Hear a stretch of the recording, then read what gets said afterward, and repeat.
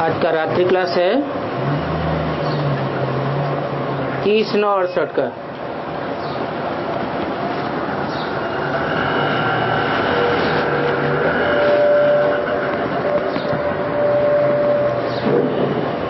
मेले मलाखड़े ऐसे ऐसे होते रहते हैं,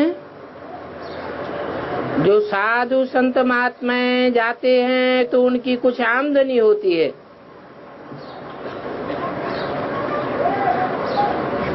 जो बच्चे सर्विस पर हैं ये सुनेंगे, समझेंगे कि ये क्या क्या होता है।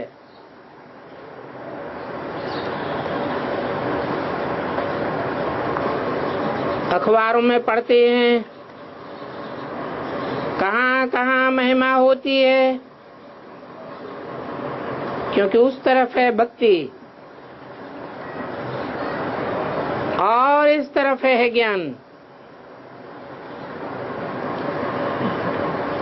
इस समय रावण का राज्य है,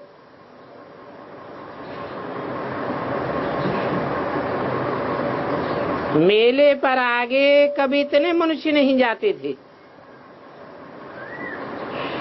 अभी तो बहुत वृद्धि होती जाती है।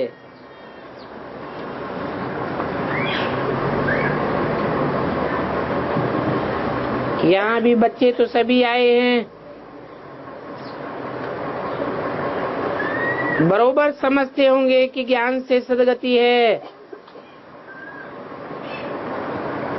परंतु ज्ञान देना बाप का काम है और सद्गति करना भी बाप का काम है। और ये सद्गति होती भी संगम युग पर है।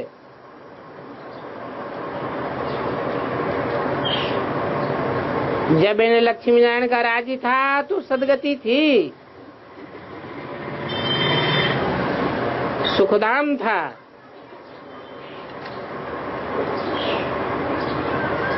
बुद्धि कहती है अभी भक्ति बहुत विस्तार में है। ज्ञान तो जैसे कि है ही नहीं, तो बच्चों को बहुत मेहनत करनी है।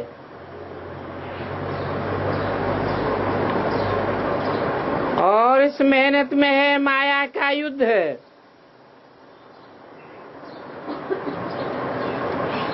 बच्चे कहते हैं बहुत तूफान आते हैं, और सत्संगों में जावेंगे तो वहां कोई ऐसे बुरे संकल्प विकल्प नहीं आवेंगे।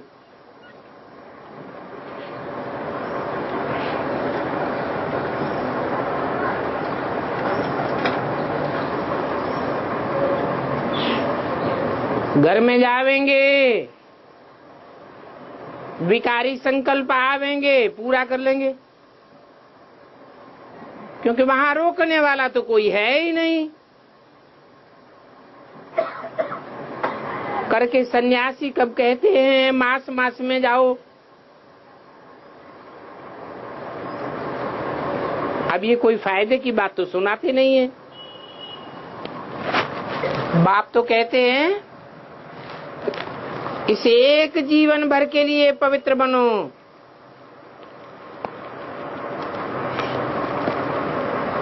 इस प्रतिज्ञा में बहुत कमाई है। बच्चे ये भी जानते हैं बाप कल्प कल्प आते हैं, और ये सत्य बातें हैं। ईविल तो कोई बात नहीं है।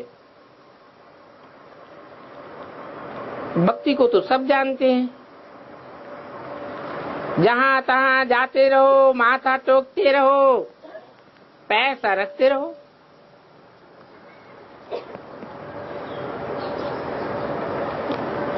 बनारस में एक शिव का मंदिर है, और अभी देखो कितने मंदिर हैं देवताओं के चारों ओर। जबकि शिव बाबा एक है, फिर इतने चित्र क्यों रखे हैं?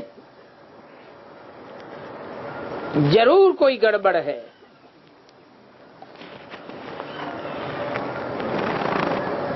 एक एक में और क्यों घुसे हैं? ऐसे भी नहीं है कि जानी जाना नहार है। बाप तो कहते हैं मैं किसके अंदर को नहीं जानता हूं।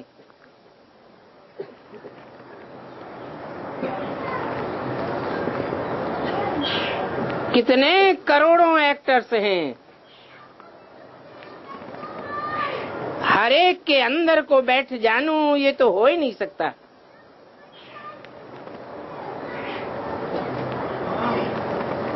कोई कोई समझते हैं कि बाबा सभी के दिलों को जानते हैं।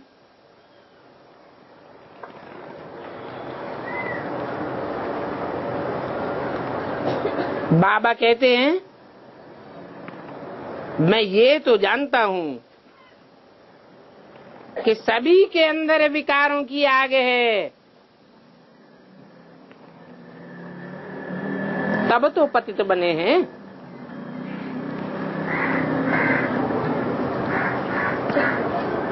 अब बच्चे ये भी समझते हैं कि ड्रामा को 5000 वर्ष हुए हैं।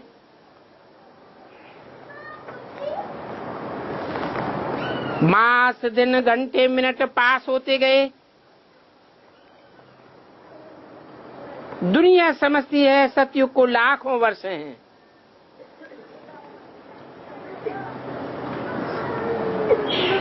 और कलयुग अभी रेगड़ी पहन रहा है, बच्चा है। बाप समझाते हैं ये अज्ञान की नींद में सोए पड़े हैं। तो बाप आकर के जगाते हैं कि ज्ञान और अज्ञान का खेल बच्चों की बुद्धि में है, आगे थोड़ा ही मालूम था। बाप सावधान भी करते हैं, निवृत्ति मार्ग वालों को फॉलो नहीं करना है। इनको तो यज्ञ तप दान पुण्य आदि करना भी नहीं है। तो ज्ञान भी तुमको मिलता है और भक्ति भी तुमको करनी ही है। उनको तो न ज्ञान मिलता है न भक्ति करनी है। वो तो कहते हैं हम परमात्मा में लीन हो जाएंगे।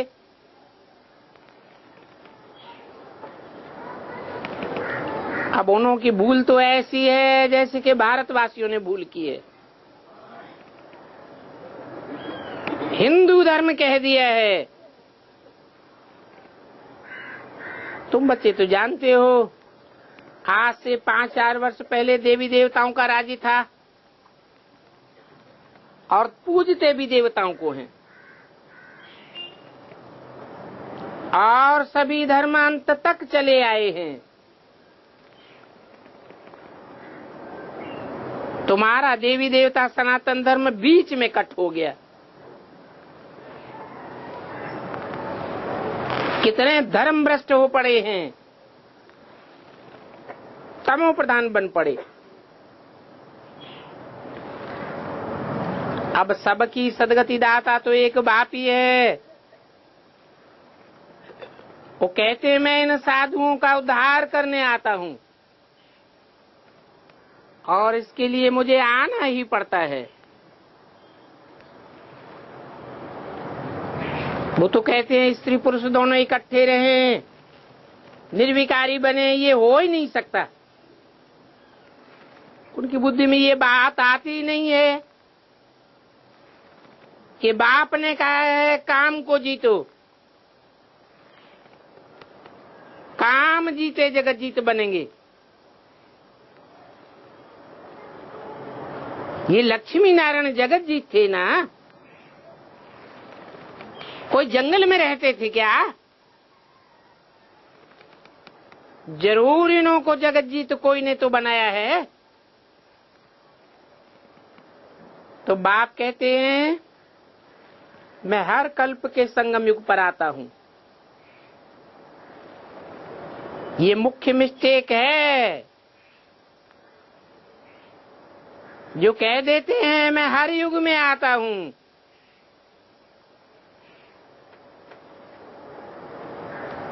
और कृष्ण के रूप में आता हूं।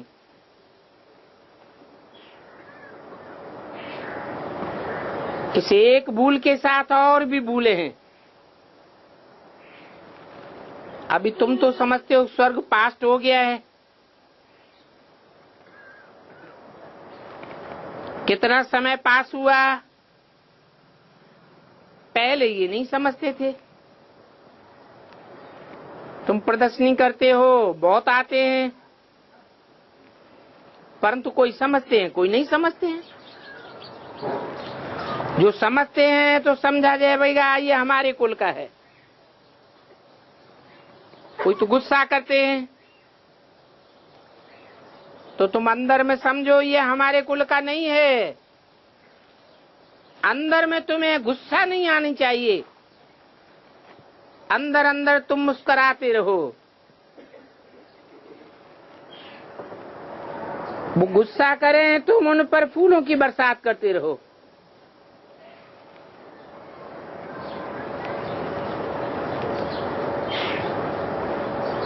ऐसा करने से आखिरी उनको भी हंसी आ जाएगी।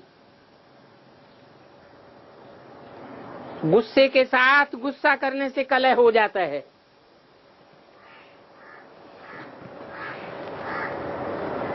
गुस्से के लिए कहा जाता है कि पानी के मटके भी सूख जाते हैं। जिस घर में कलह होता है तो ऐसे कहते हैं। तो तुम बच्चे सदैव मुस्कुराते रहो। ये तुम्हारी मुस्कुराहट आधा कल्प चलनी है। जितना हो सके हर्षित मुख बने रहो। बुद्धि में सदैव बना रहे हम तो बेहद के बाप के बच्चे हैं।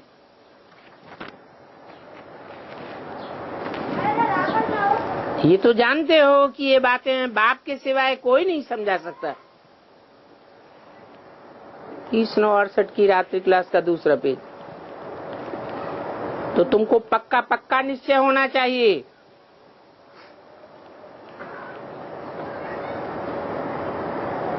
बल तुमने सभी का फोटो भी रखो।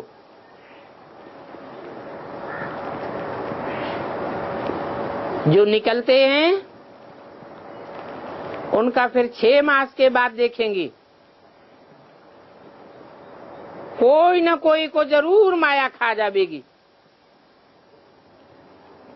बहुत अच्छी अच्छी फर्स्ट क्लास कुमारियां थी, उनको भी माया ने हप कर लिया। गज को ग्राह ने खाया, ये गायन है। बाबा जानते हैं किसी को ट्रांसफर करने में कितनी मेहनत लगती है। शूद्र से ब्राह्मण बनाने में बड़ी मेहनत की बात है। ये भ्रमरी का भी मिसाल दिया जाता है।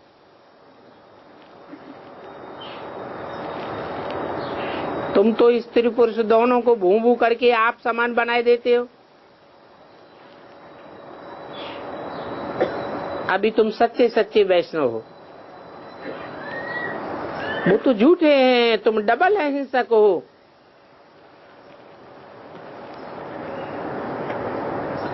बाप समझाते हैं ये काम ही महाशत्रु है। एक दो पर काम कटारी चलाते हैं, कितना हनन करते हैं। वहां तो हिंसा दुख आदि की कोई बात नहीं होती। बच्चा जन्म लेता है तो भी कोई भी प्रकार का दुख नहीं होता।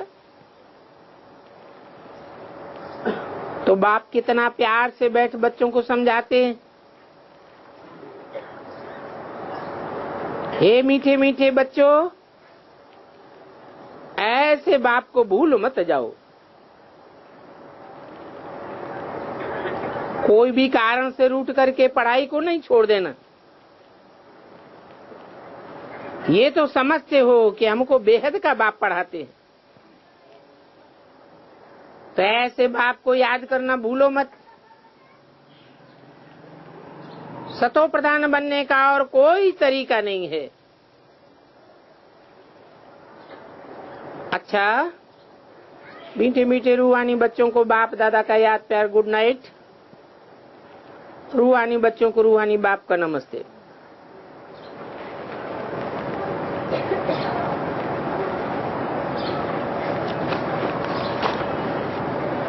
आज का प्रातः क्लास है 1-10-68। मीठे मीठे रूहानी बच्चे समझते हैं हम बेहद के बाप के सामने बैठे हैं। ये भी जानते हो बेहद का बाप इस रथ पर ही आते हैं।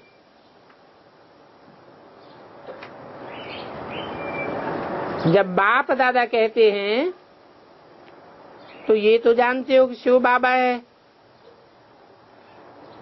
और वो इस रथ पर बैठा हुआ है। अपना परिचय दे रहे हैं।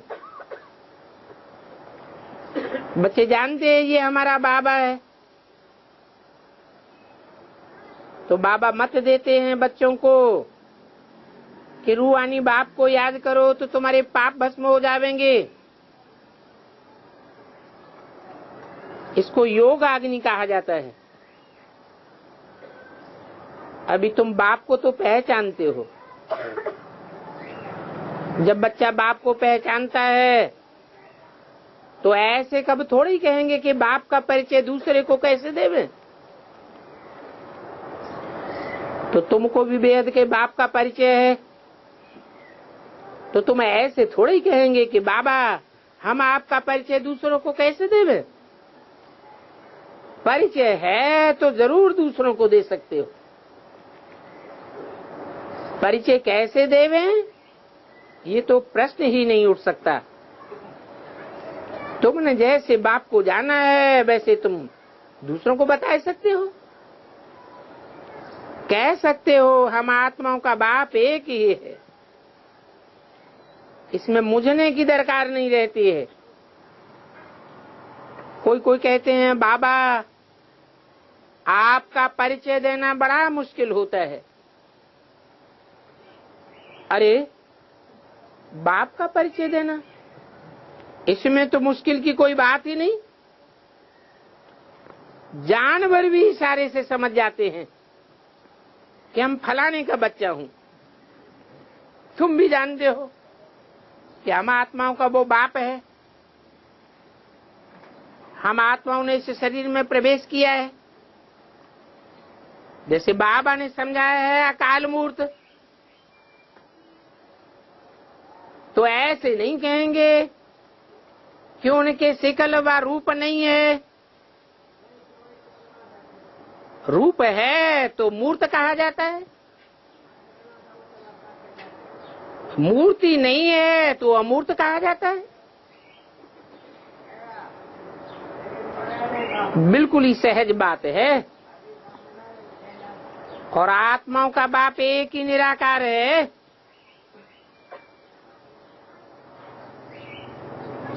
और सभी आत्माएं तो भाई भाई हैं। हमको तो बाप से वर्षा मिलना है। ऐसा कोई बच्चा इस दुनिया में नहीं होगा जो बाप की रचना और रचयिता बाप को न जानता हो। बाप के पास क्या प्रॉपर्टी है सब जानते हैं। तुम जानते हो हम आत्माएं हैं। तो ये आत्माओं का और परमात्मा का मेला है। ये कल्याणकारी मिलन है।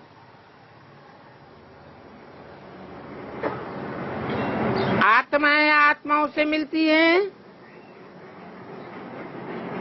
वो कोई कल्याण नहीं करते हैं, नीचे ही गिरते जाते हैं। तो तुम जानते हो कि बाप तो बहुत ही कल्याणकारी है। उनका नाम ही है सदाशिव। बाबा के पहचानने से समझते हो बेहद के बाप से हमको बेहद का वर्षा मिलता है।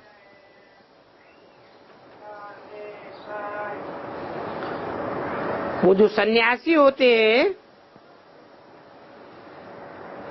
उनके शिष्यों को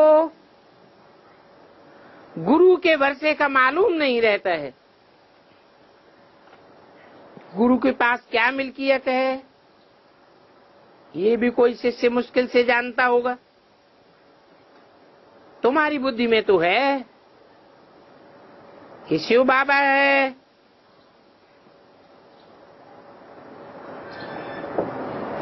बाबा के पास बहुत मिल्कियत है, बेहद के बाप की मिल्कियत है, विश्व की बादशाही। ये बातें सिवाय तुम्हारे और कोई की बुद्धि में नहीं है। लौकिक बाप के पास क्या मिल्कियत है ये उनके बच्चे ही जानते हैं। अभी तुम तो कहेंगे कि हम तो जीते जी बाप के बने हैं, उनसे क्या मिलता है वो हम जानते हैं, क्योंकि पहले पहले हम शूद्र कुल में थे, अभी हम ब्राह्मण कुल में आ गए हैं। हमको ये नॉलेज है कि बाबा इस ब्रह्मा तन में आते हैं, जिनके हम बच्चे बने हैं उनको प्रजापिता ब्रह्मा कहा जाता है।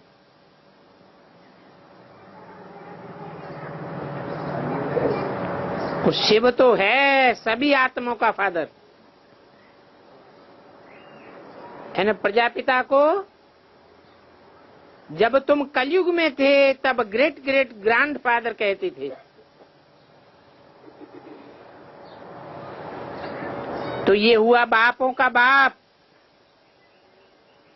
सभी धर्म वाले इनको मानते हैं, कहते हैं आदम एडम आदिदेव।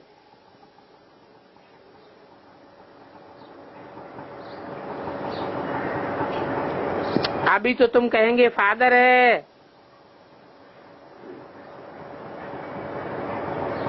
कलयुग में सभी कहते हैं Prajapita Brahma, great great grand father. शास्त्रों में भी बात आई है। अभी तो फादर कहेंगे क्योंकि तुम प्रजापिता ब्रह्मा के बच्चे बने हो।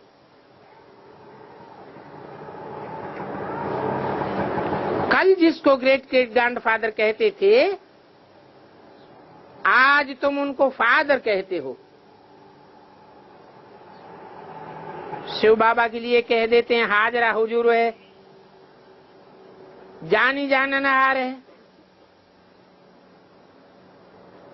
अब ये तो तुम जानते हो वो कैसे रचना के आदि मध्य अंत का नॉलेज देते हैं। वो तो सभी आत्माओं का बाप है। उनको नाम रूप से न्यारा बोलना ये झूठ बात है। उनका नाम भी है, रूप भी याद है। वो संसार में आते हैं जिसकी यादगार मनाते हैं महाशिवरात्रि।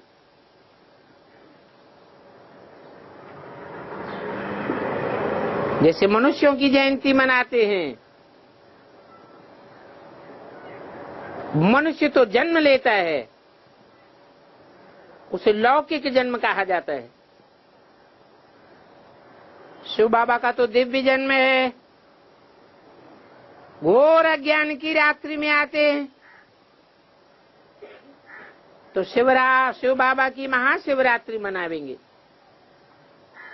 बच्चे समझते हैं कि रात्रि अज्ञान अंधकार को कहा जाता है, घोर अंधियारा हो जाता है। अब यह ज्ञान अंधेरा है ना। कहते भी हैं ज्ञान सूर्य प्रगटा अज्ञान अंधेर विनाश। तो ये भी गाते हैं, परंतु गायन किस समय का है ये अर्थ कुछ भी नहीं समझते कि ज्ञान सूर्य कब प्रकटा था और ज्ञान सूर्य कौन है। बाप समझाते हैं कि ज्ञान सूर्य को ज्ञान सागर कहा जाता है। वो बेहद का बाप है, ज्ञान का सागर। वो सन्यासी गुरु गोसाई आज तो अपन को शास्त्रों की अथॉरिटी समझते हैं। वो तो सभी भक्ति है, वो बहुत वेद शास्त्र आदि पढ़ करके विद्वान बन जाते हैं। ये रूहानी बाप बच्चों को बैठ समझाते हैं कि तुम्हारा तो आत्मा परमात्मा का मेला है। तुम जानते हो कि बाप इस रथ में आया हुआ है, उनसे हम मिलन मेला मनाते हैं। ये है कल्याणकारी मेला। उन मेलों में तो जाने से मैले हो जाते हैं, जब हम घर जाते हैं तो वो भी मेला है। और यहाँ तो बाप खुद बैठ पढ़ाते हैं। वो हमारा फादर भी है, टीचर भी है। एक एक पॉइंट को अच्छी रीति समझाते हैं ताकि तुम अच्छी रीति धारणा कर सको। ये धारण करने की बातें हैं, बहुत बहुत बोलने की दरकार नहीं है। 1:10:68 की वाणी का दूसरा पेज। अभी बाप तो निराकार है, क्योंकि उनको अपना शरीर तो है नहीं, तो जरूर और शरीर लेना पड़े। तो कहते हैं कि मैं प्रकृति का आधार लेता हूं। प्रकृति अर्थात 5 तत्वों का पुतला। अगर आधार नहीं लेता हूं फिर मैं कैसे बोलूंगा। शरीर बिगड़ तो बोलना नहीं होता है। तो बाप इस तन में आते हैं। ये तन 5 तत्वों का पुतला है। इनका नाम रखा है ब्रह्मा।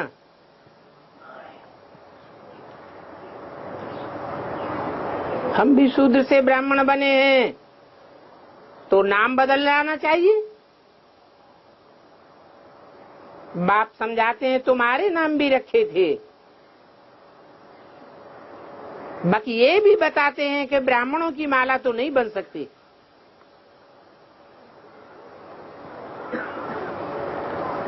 क्योंकि घड़ी घड़ी माला के दाने ऊपर नीचे होते रहते हैं।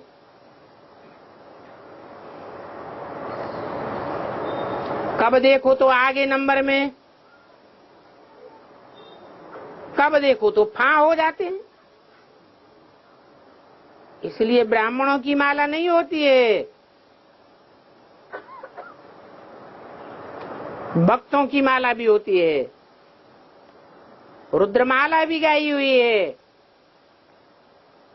ब्राह्मणों की माला नहीं होती।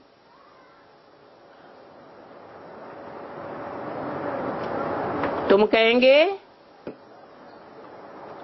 सारी दुनिया की मनुष्य आत्माएं जैसे कि रुद्रमाल है, तो ये बात बुद्धि से समझी जाती है, क्योंकि इतने रुद्र, इतने शालिग्राम तो बना ही नहीं सकते हैं। ये रुद्र की 500 करोड़ की माला है। अभी बाप बैठ समझाते हैं कि ये माला कैसे बनी हुई है। तो फिर समझाने के लिए इसका छोटा रूप मॉडल बनाया जाता है।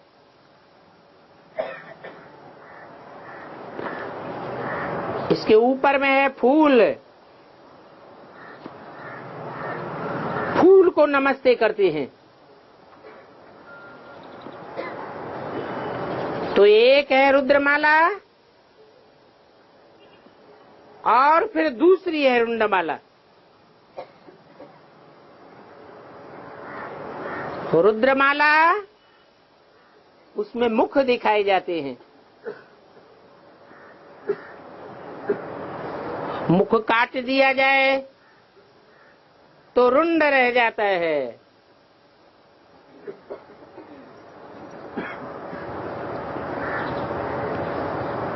मुख प्लानिंग करता है,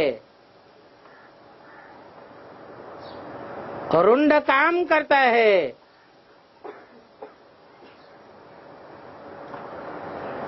मुख में ज्ञानेंद्रियों की बहुतायत है, तो वो ज्ञानियों की माला है, प्लानिंग करने वालों की माला है।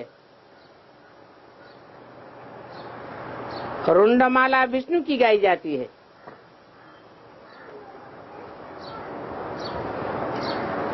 रुद्रमाला निराकारी है और वो है साकारी माला, कहते हैं रुंडमाला। तो ये विष्णु की माला भी चली आई है।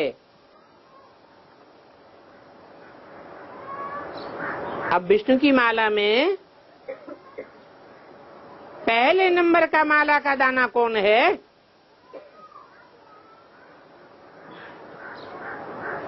कहेंगे युगलमण का। इसलिए सूक्ष्म वतन में भी युगल दिखाया है। और विष्णु 4 भुजा वाला दिखाया है।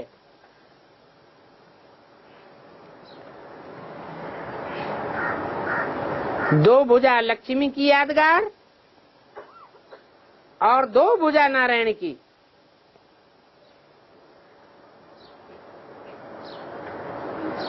इससे साबित होता है ये भुजाएं कोई जड़ भुजाएं नहीं है,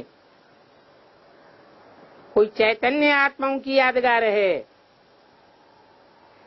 इसलिए लक्ष्मी नारायण के मंदिर में लक्ष्मी नारायण का चित्र मूर्ति अलग दिखाते हैं और विष्णु की मूर्ति नर नारायण अलग दिखाते हैं।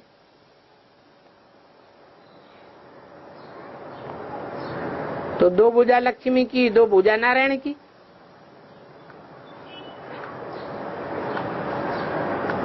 रावण को गधे का शीश दिखाया है।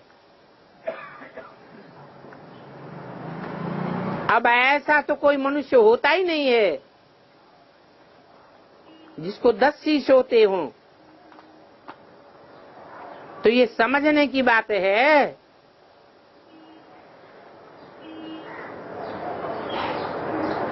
10 शीश अर्थात 10 प्रकार की बातें करता है।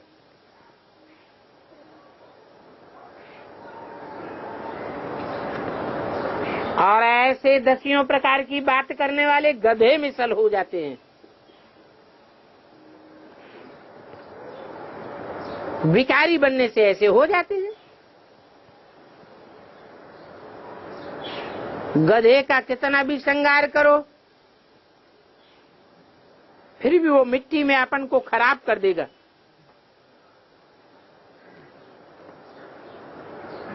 ये कहाँ की बातें बैठ समझाते हैं।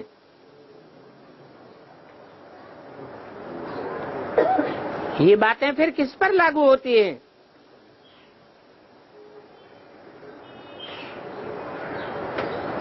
हैं? बाप समझाते हैं मैं धोबी हूँ,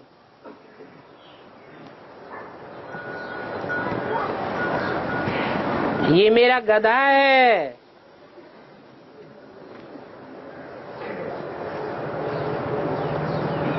गधे पर वजन डाला जाता है। काहे का? कपड़ों का।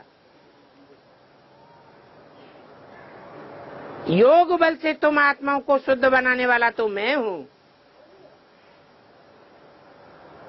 फिर गधा तो अपना श्रृंगार ही गंवा देता है। कैसे? देह अभिमानी की मिट्टी में लोटपोट हो जाता है, सारा श्रृंगार बिगाड़ देता है। बाप तो आते हैं सभी को शुद्ध बनाने।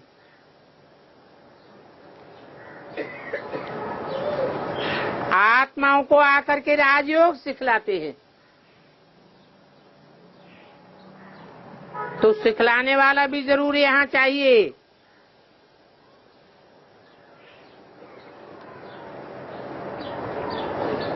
पुकारते भी हैं कि आकर के पावन बनाओ।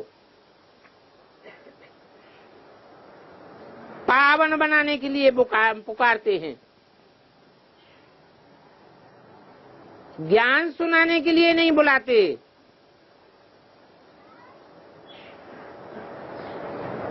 और कपड़ा भी मैला होता है तो उनको ज्ञान जल से धो करके शुद्ध बनाया जाता है।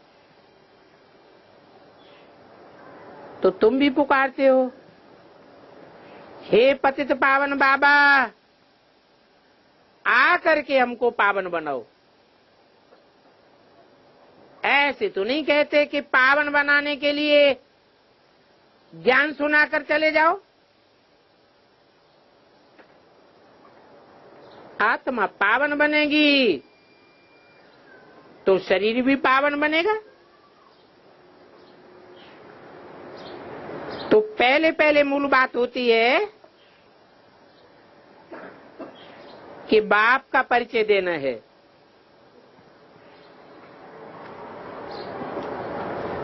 तो फिर बाप का परिचय कैसे देवें, ये तो प्रश्न पूछ ही नहीं सकते हो। तुमको बाप ने परिचय दिया है तो तुम आए हो,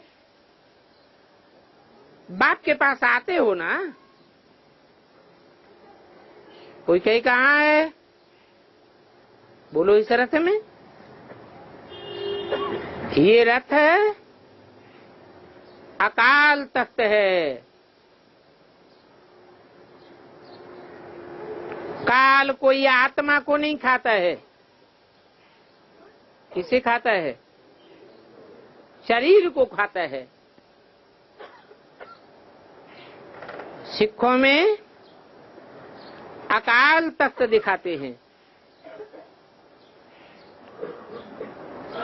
उन्होंने तो काठ का बनाई दिया है।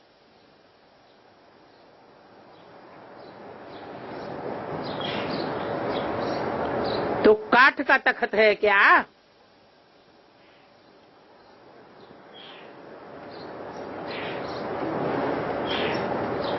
तुम आत्माएं भी अकाल मूर्त हो।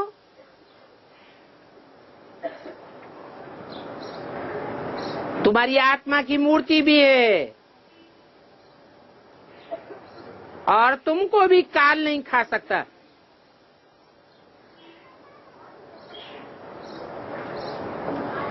तुम अपनी मर्जी से शरीर छोड़ते हो, इसको काल का खाना नहीं कहेंगे। ये सभी शरीर तुम्हारे तख्त हैं, जिन तख्तों पर तुम आत्माएं विराजमान हो।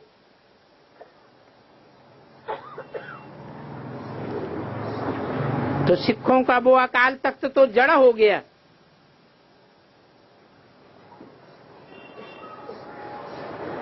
तुम जानते हो अकाल मूर्त अर्थात निराकार।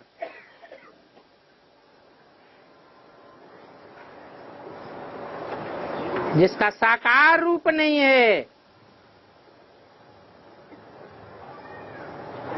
ये तो समझते हो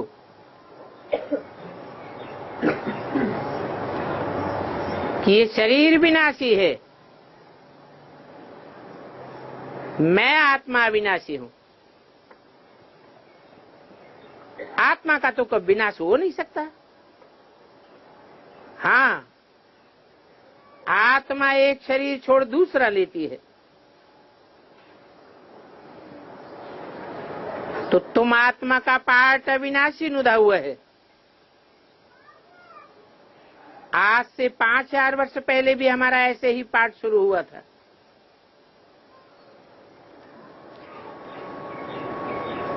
जब शुरू हुआ था उस संबत का कैसे बखान करेंगे?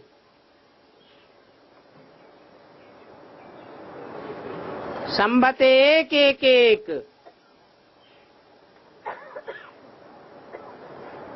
तो हम यहाँ पार्ट बजाने घर से आते हैं। ये 5000 वर्ष का चक्र है। वो तो लाखों वर्ष कह देते हैं।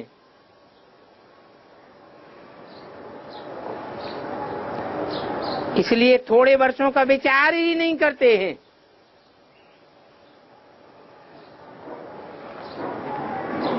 तो अब तुम बच्चों की समझ में आई, ये बात समझ में आई कि ऐसा कब तुम कह नहीं सकते हो कि हम बाप का परिचय कैसे देवे। जो बच्चे ऐसे ऐसे प्रश्न पूछते हैं तो बाप को वंडर लगता है, अरे तुम बाप के बने हो, फिर बाप का परिचय क्यों नहीं दे सकते हो? ये तो जानते हो हम सभी आत्माएं हैं और वो हमारा बाबा है जो सर्व का सदगति दाता है। ये भी तुमको पता पड़ गया है कि सदगति कब करेंगे, कब करेंगे?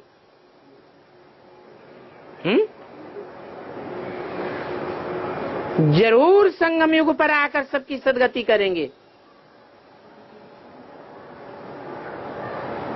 तो सदगति करने का वो संगम का टाइम,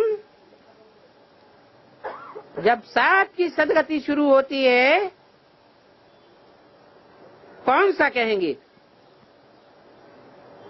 अभी बताया, संबत एक एक एक। वो तो समझते हैं 40,000 वर्ष पड़े हैं। और फिर पहले से कह देते हैं नाम रूप से न्यारा। अब नाम रूप से न्यारी तो कोई भी चीज नहीं होती है। पत्थर ठिक्कर का भी नाम होता है। तो बाप बैठ समझाते हैं, बच्चे तुम आए हो बेहद के बाप के पास, और बाप भी जानते हैं कितने ढेर के ढेर बच्चे हैं। बेहद के बच्चे हैं, हद और बेहद से भी पार जाने वाले हैं ना। तो ऐसे सभी बच्चों को देखते हैं, जानते हैं सभी को मैं लेने आया हूं। सतयुग में तो बहुत थोड़े होंगे। कितना क्लियर है, इसलिए चित्रों पर समझाया जाता है। ये नॉलेज तो बिल्कुल सहज है, बाकी याद की यात्रा में टाइम लग जाता है। तो ऐसे बाप को तो कब भूलना नहीं चाहिए। बाप कहते हैं माम एकम याद करो तो तुम पावन बन जावेंगे।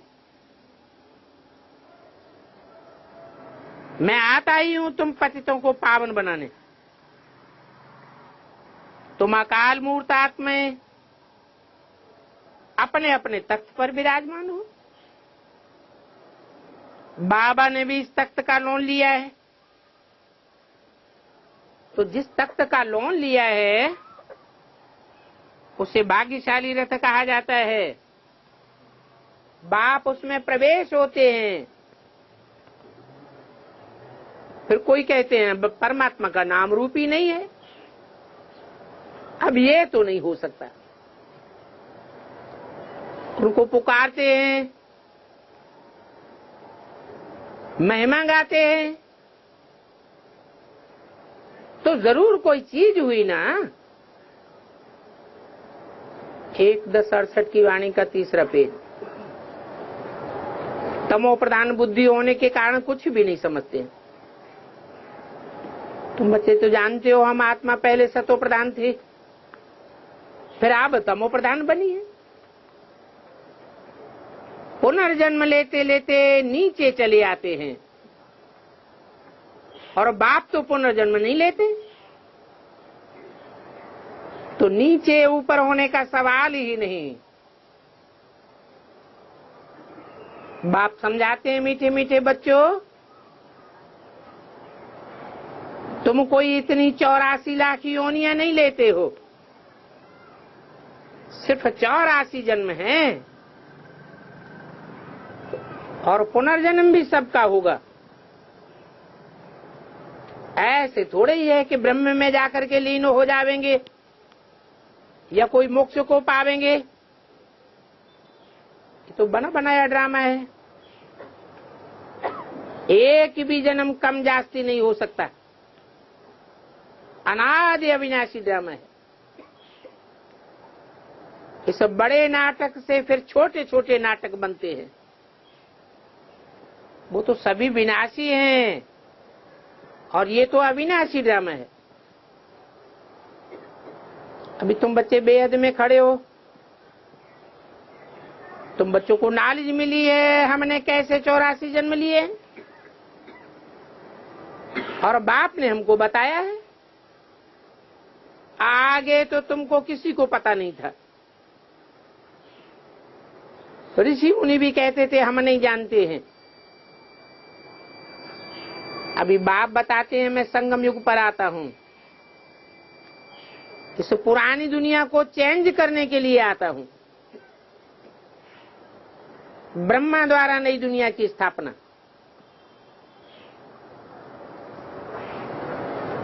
तो लाखों वर्ष कह देते हैं, लाखों वर्ष में तो कोई बात याद भी नहीं आ सकती, और महाप्रलय भी कभी होती नहीं है। बाप राजयोग सिखलाते हैं, तुम राजा ही पा जाते हो, तो इसमें संशय की बात नहीं आनी चाहिए। इस दुनिया में अभी तुम्हारे लिए सबसे पहले नंबर में सबसे पहला प्यारा बाप है, फिर दूसरे नंबर में प्यारा कौन है? हैं?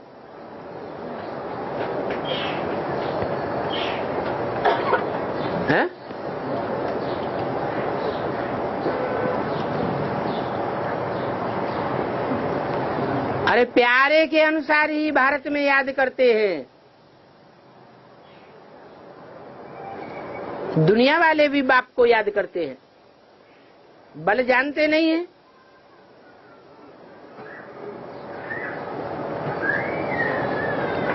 बाप आते हैं तो किसका परिचय देते हैं? रचयिता और रचना का परिचय देते हैं। तो नंबरवार प्यारा हो गए ना। कौन कौन? राम और कृष्ण।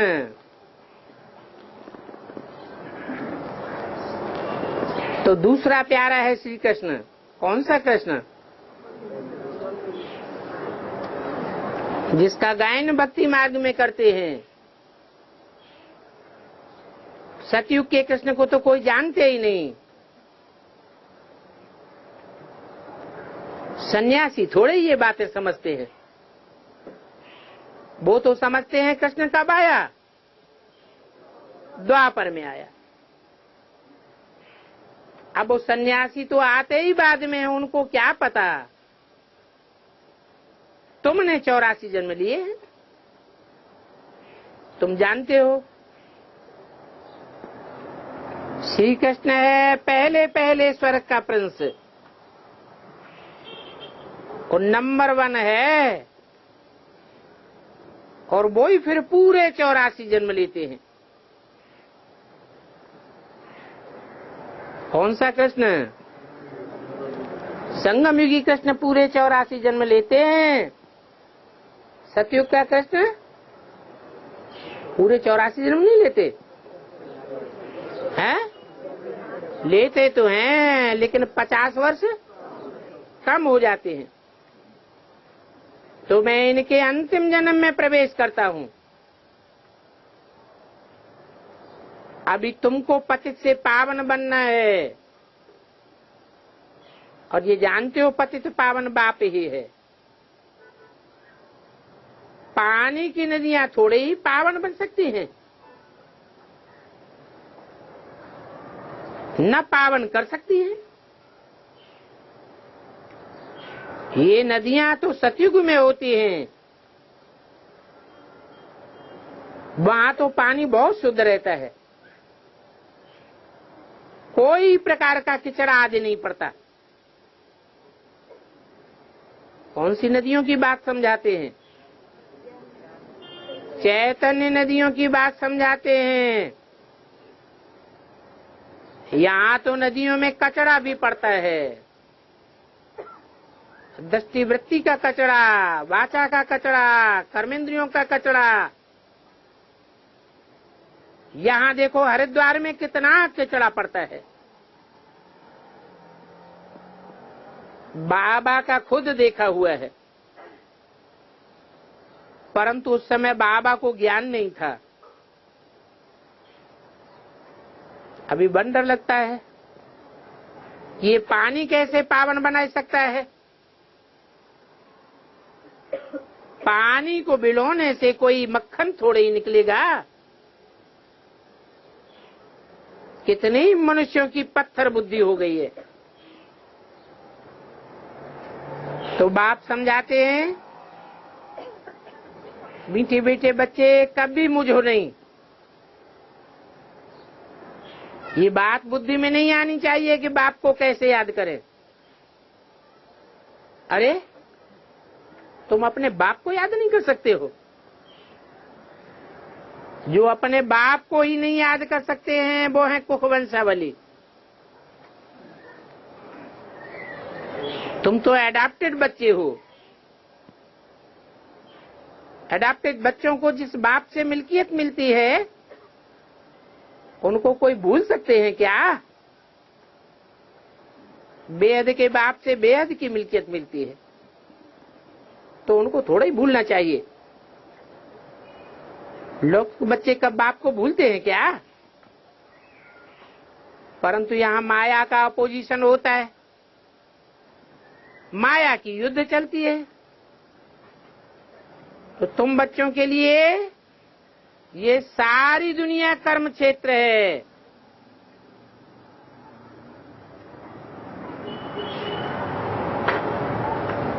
तो शास्त्रों में लिखा है ना, धर्म क्षेत्रे कुरुक्षेत्रे। तो बाप अभी आकर के कर्म कर्म विकर्म का राज समझाते हैं। आत्मा इस शरीर में प्रवेश करके कर्म करती है। यहाँ रावण राज्य में कर्म विकर्म बन जाते हैं, वहां तो रावण राज्य नहीं होता, तो कर्म अकर्म बन जाते हैं। वहां कोई विकर्म होता ही नहीं है। ये बहुत समझने की सहज बात है। यहाँ रावण राज्य में कर्म विकर्म होते हैं, इसलिए कर्मों का दंड भी भोगना पड़ता है। बाकी ऐसे थोड़े ही कहेंगे कि रावण अनादि है। नहीं, आधा कल्प है रावण राज्य और आधा कल्प है राम राज्य। जब तुम देवताएं थे तो तुम्हारे कर्म अकर्म थे। अभी तुमको ये नॉलेज मिलती है, तो अभी बच्चे बने हो तो पढ़ाई पढ़नी है। फिर और कोई धंधे आदि का ख्याल नहीं आना चाहिए। परंतु तुम गृहस्थ व्यवहार में रहते हो, ये धंधा आदि भी करने वाले हैं, तो बाप कहते हैं कमल फूल समान रहो। क्योंकि तुम ऐसे देवताएं बनने वाले हो। तो ये निशानी विष्णु को दे दी है कमल फूल की, क्योंकि तुमको ये निशानियां शोभेंगी नहीं। वही विष्णु के दो रूप लक्ष्मी नारायण बनने वाले हैं। ये है ही अहिंसक परमो देवी देवता धर्म। न कोई विकार की काम कटारी होती है और न कोई लड़ाई झगड़ा होता है। तुम डबल अहिंसक बन जाते हो। पहले तुम ही थे, अभी फिर तुम ही बनते हो। बाप ने 84 का चक्र समझाई दिया, और ये बातें और कोई शास्त्रों में तो हैं भी नहीं। भक्ति मार्ग में सिर्फ देवताओं के चित्र रह गए। कोई से पूछो तो कहेंगे ये देवताएं सतयुग के मालिक थे, इनसे ऊपर तो और कोई होता ही नहीं है। ये गोल्डन एज में थे, सारी दुनिया कंचन थी। आत्मा और काया दोनों कंचन बन जाती है, तो सतयुग को सोने समान कहा जाता है। ऐसी कंचन काया कौन बनाते हैं? तुम कहेंगे बाप अभी तो आयरन एज है। अभी तुम बच्चे जानते हो सतयुग पास्ट हो गया। पहले कल सतयुग था ना, उसमें तुम ही राज्य करते थे और तुमने ही ये राज्य गंवाया है। तुम तो झट कहेंगे पहले हमारा राज्य था। 1:10:68 की वाणी का 4था पेज। अभी तुम नॉलेजफुल बनते हो, परंतु सभी एक जैसे नॉलेजफुल नहीं बनेंगे। कोई कहे कि बाबा कृपा कर दो, हमारे ऊपर रहम करो, नहीं तो हम ट्रांसफर नहीं हो पाएंगे। अब बाबा कहते हैं नंबरवार ही तो होते हैं ना, एक जैसा तो कोई हो नहीं सकता। बाप तो गिनती का हिसाब किताब भी बताते हैं। मैं हर 5-4 वर्ष बाद आता हूं। तो अभी विचार करो कि पहले तुम कितने बेसमझ थे। बाप जिसने तुमको विश्व की बादशाही दी उनको तुम भूल गए, और अभी बुलाया भी किसने है? तुम्ही ने तो बुलाया है। तुमने बुलाया है और उन गुरुओं ने तुमको बुलाया है। बाप कहते हैं मैं तो कोई शास्त्र आदि नहीं पढ़ता हूं, मेरा चित्र दिखाते हैं कि ब्रह्मा द्वारा सभी वेदों शास्त्रों का सार सुनाता हूं। अडॉप्शन बच्चों को करते हैं और बैठ करके नॉलेज पढ़ाते हैं। इसलिए नॉलेज सिर्फ तुम बच्चों को ही प्राप्त होती है। तुम ब्राह्मण बच्चे हो, न शूद्रों को ये नॉलेज प्राप्त होती है न देवताओं को। ब्राह्मणों को पढ़ाने वाला शिव बाबा, और देखो विष्णु के विराट रूप में ब्राह्मणों को ही गुम कर दिया। बाकी देवता, क्षत्रिय, वैश्य और शूद्र दिखाए हैं। क्यों? ब्राह्मणों को गुम क्यों कर दिया? जो असलियत है उसको गुम कर दिया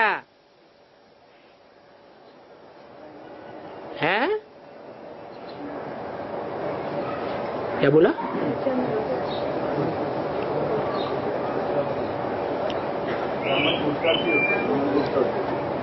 हाँ, जो ब्राह्मणत्व का जीवन है वो माया से युद्ध करने का जीवन है।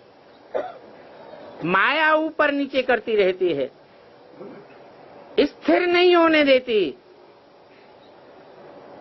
इसलिए ब्राह्मणों का चित्त उड़ाई दिया है।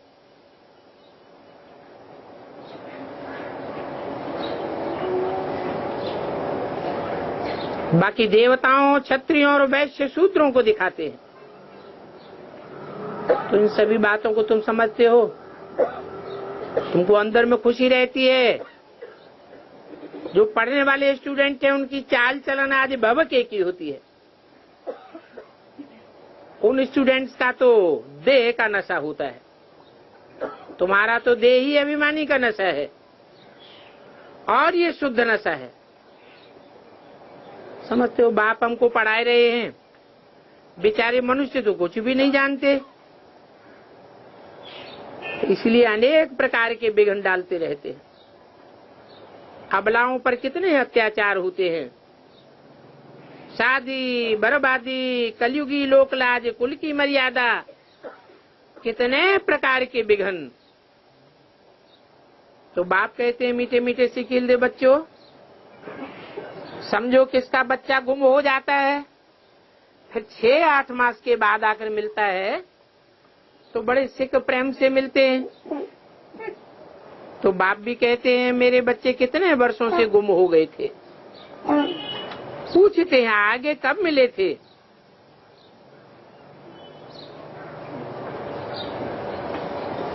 कहेंगे 5000 वर्ष से बाप से गुम हुए। अभी फिर मैं तुमको पढ़ा रहा हूं। भारतवासियों को तो ये भी पता नहीं है कि अभी रावण राज्य है। तुम समझते हो हम बरोबर पराए रावण राज्य में थे। वो राज्य हमने श्रीमत पर स्थापन किया था, अभी फिर कर रहे हैं। जानते हो हमारा राज्य जब होगा तो बाकी ये सब राज्य गुम हो जाएंगे। जैसे बड़ का झाड़ होता है, उनकी शाखाएं बड़ी लंबी लंबी होती हैं, मोटर में बैठ करके उसका चक्कर लगाते हैं।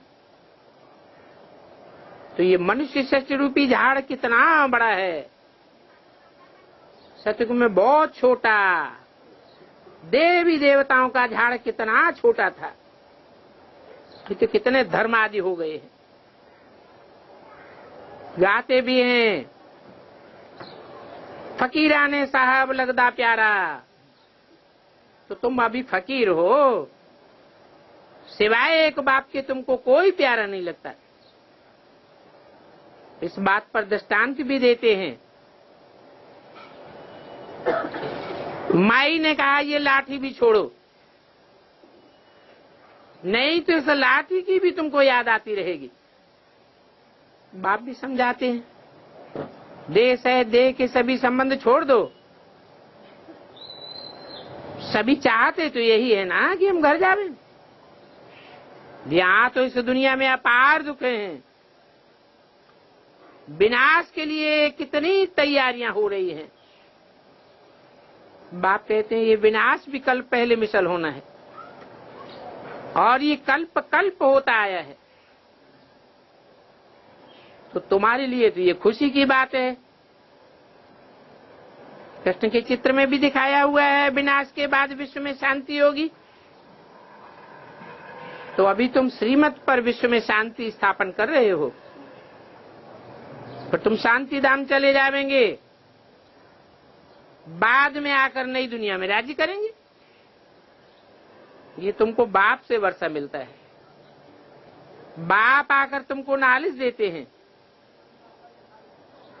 ये पढ़ाई है, इसमें आशीर्वाद की बात नहीं है। बेहद के बाप से बेहद का वर्षा मिलता है। और ये भी अभी तुम बच्चे जानते हो, फिर नहीं जानेंगे। बाहर स्वर्ग था और कोई धर्म नहीं था, अभी आत्माएं घोर अंधेरे में है। सबको बाप सोजरे में ले जाते हैं। गायन भी है ज्ञान सूर्य प्रकटा, ज्ञान अंधेर विनाश। कल्प की आय कितने लाखों वर्ष कह देते हैं तो घोर अंधेरा हो जाता है, जागते ही नहीं है। बाप कहते हैं कि शास्त्र आदि सभी भक्ति मार्ग के हैं, ये भक्ति मार्ग दुर्गति का मार्ग है और बाप ही आकर के भक्ति का फल देते हैं, मुक्ति जीवन मुक्ति में ले जाते हैं ना। सदगति कहा जाता है शांति धाम और सुख धाम को। तो बच्चों को बहुत नशा रहना चाहिए। हम ये शरीर छोड़ जाकर के भविष्य में ये बनेंगे, ऐसी खुशी में नाचना चाहिए। तुम्हारी ये गुप्त खुशी है, परंतु बच्चे एक जैसे स्वीट नहीं होते हैं, नंबरवार होते हैं। इसलिए बाबा कहते हैं नंबरवार स्वीट स्वीटेस्ट स्वीटेस्ट। अभी तुम बच्चों को स्वीटेस्ट बनना है, इसको कहा जाता है स्कॉलरशिप। अच्छा, मीठे मीठे रूहानी बच्चों को रूहानी बाप दादा का याद प्यार गुड मॉर्निंग, रूहानी बच्चों को रूहानी बाप का नमस्ते।